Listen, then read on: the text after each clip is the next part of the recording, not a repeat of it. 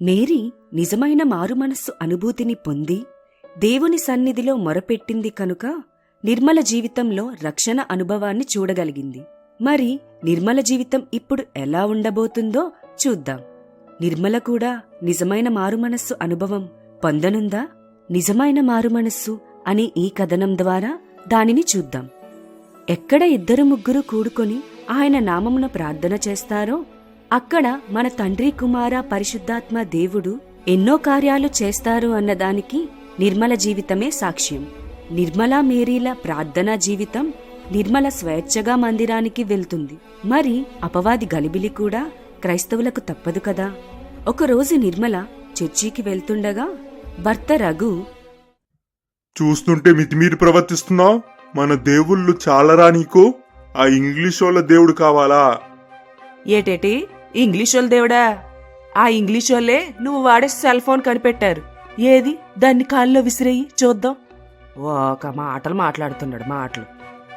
అక్కడికి వచ్చిన మేరీ నిర్మలని శాంతపరిచి తనతో పాటు చర్చికి తీసుకుని వెళ్తుంది.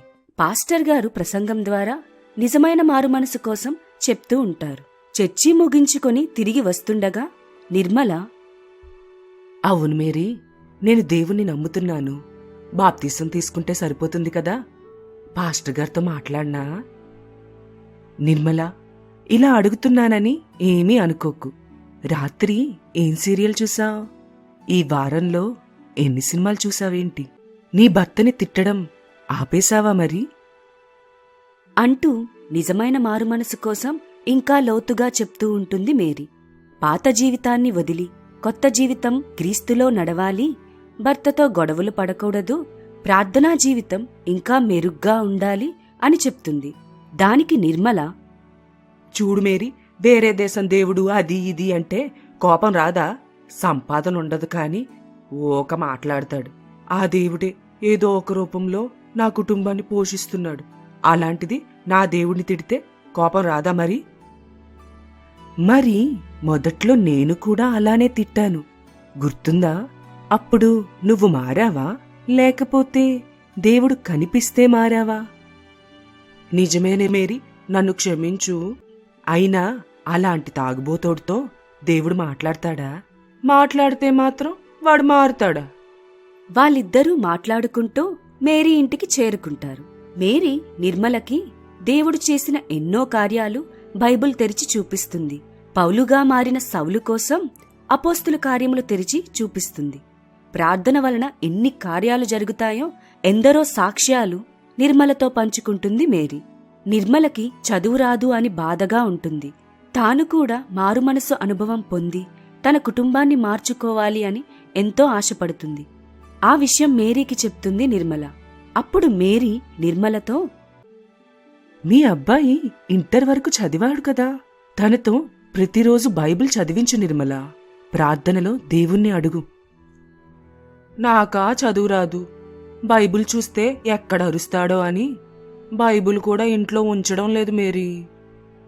మేరీ నిర్మలని కూర్చోబెట్టి, మన జీవితం మారాలి అంటే మనం మొదట మారాలి అనే అనుభవం నేను కలిగి ఉన్నాను అని చెప్తుంది.